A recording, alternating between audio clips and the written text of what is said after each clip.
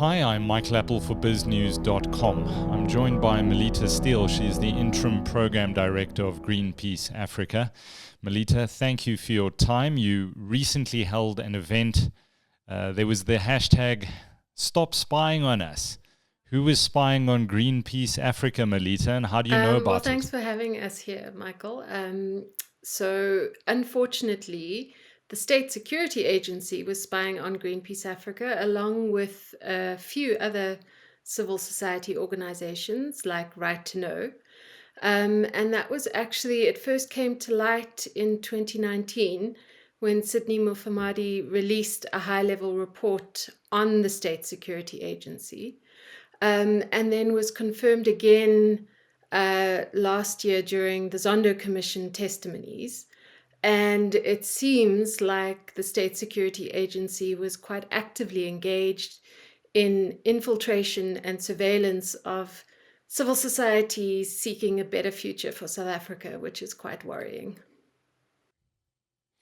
Yes, the declassified Boast Report. Tell me about this report. Well, this is a report that we accessed through approaching the Zondo Commission. It's a declassified report that was written by a state security agency operative known only as Braze. And it's called the Boast Report because in this report, this operative is essentially boasting about the work that his team of 14 operatives had been doing in terms of infiltrating both civil society but also student protest movements. And so what we've managed is to get this report declassified. We've released it, but what we still don't have are the names and details of the people who actually did the infiltration.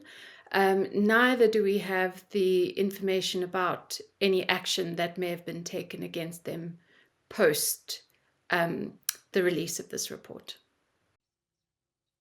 I read the report. It's an interesting peek behind the curtain, looking at what the State Security Agency was up to.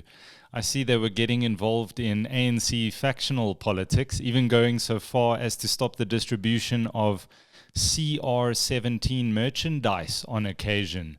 The SSA is not supposed to be getting involved in party politics. I think that's Melita? really a question for the SSA, Michael. But I think the real risk here that is being exposed without any real accountability is that the State Security Agency seems to have been really swayed in terms of the approach that it was taking, in terms of the politics at the time. So that includes infiltration of civil society, but also includes the kind of approaches that they took in terms of the student movements and even the CR17 campaign. And in our opinion, as Greenpeace Africa, a state security agency that is rogue and is able to do whatever it wants, infiltrate whoever it wants, without any real threat being identified, is a risk both to our democracy, but also to the activists who are seeking a better future. The Boast Report, for what period was it? 2016, yes, 2017, so it was a one-year period, and that's all we've got, really. And in theory, when it comes to light that you've been spied upon, you should have some recourse. You should have some ability to get more information. But unfortunately, despite numerous PI requests, letters to the presidency, to the Inspector General, we haven't been able to get more information than what has come to light in the high-level panel report and in the Boast Report. And so we really don't know what happened post-2017, and we don't know the depth of the infiltration nor the breadth. Well, if I cast my mind back to that time, let's just set the background or the scene for what was happening in South Africa 2016, 2017. Jacob Zuma, the former president, was fighting for his political career. There was a lot of infighting within the ANC. He was facing numerous calls for him to step down from opposition parties. He was clearly under siege. And if you look at that report, the high-level review panel that was chaired by Dr. Sydney Mufamadi, it certainly looks at how the SSA got involved in actively working for the benefit of the executive, Jacob Zuma in particular. But he was also surrounding himself with securocrats and using the SSA as a sort of a parallel structure to what it was supposed to be doing. And that was in the lead up, at least, to the NASREC conference in December 2017, where Cyril Ramaphosa ultimately takes over, beating Nkosazana Dlamini Zuma by a few votes. What was Greenpeace Africa doing? And I ask this sincerely, that it would even be on the radar of the State Security Agency at that time. I think that's an excellent question. And that's a question that remains unanswered for us. Greenpeace Africa is an environmental campaigning organization. We campaign for a shift away from fossil fuels towards renewable energy in light of the climate crisis, which is an existential threat. And it's still unclear to us exactly what threat was posed by us. But at the time, not only was Greenpeace Africa working on a shift away from fossil fuels, we were quite deeply engaged in pushing back against the nuclear investments that were planned at the time, of which President Jacob Zuma had quite a significant interest in making sure that those nuclear deals did go ahead. So we can only assume that that had something to do with the level of interest in Greenpeace Africa at the time. Indeed.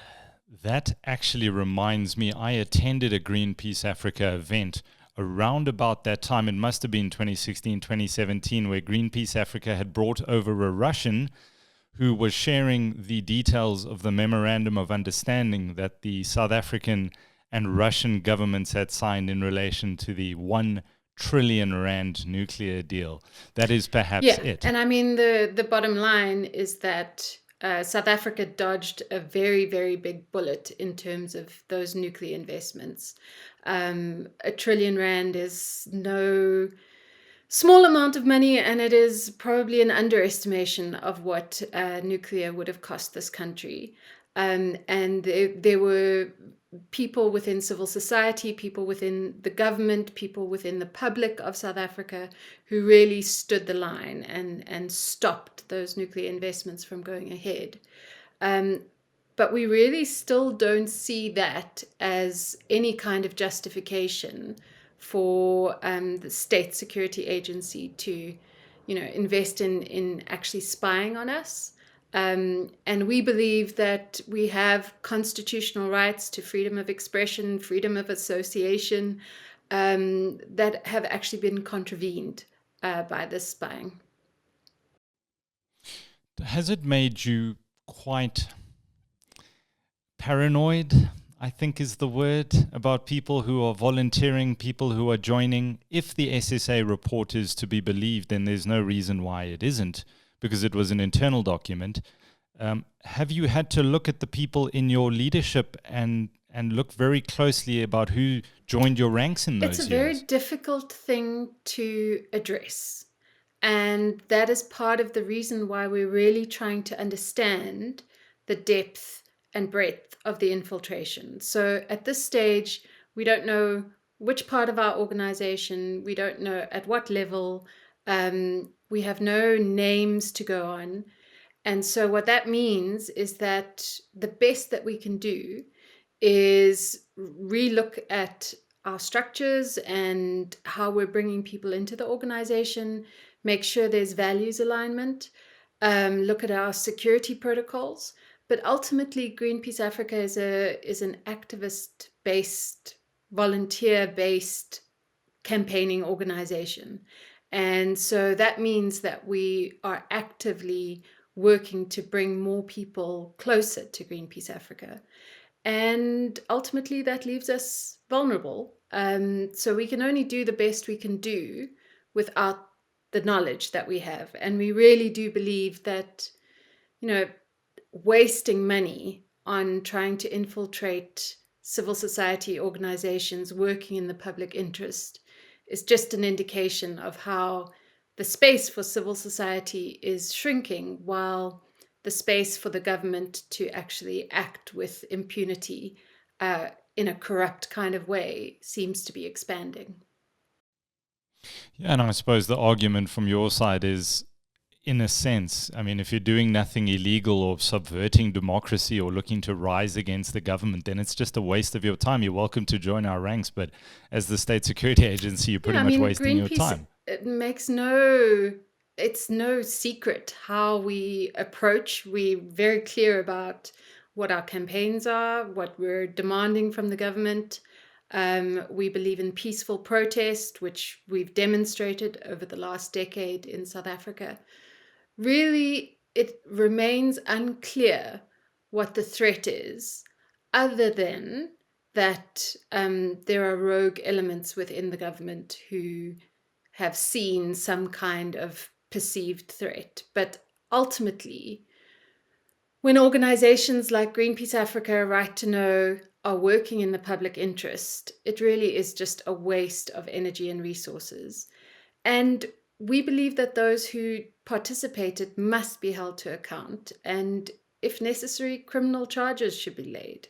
And it's absolutely unacceptable that, we have to take multiple steps to try and just understand the scale of the infiltration. Melita Steele, the interim program director at Greenpeace Africa, thank you for your time.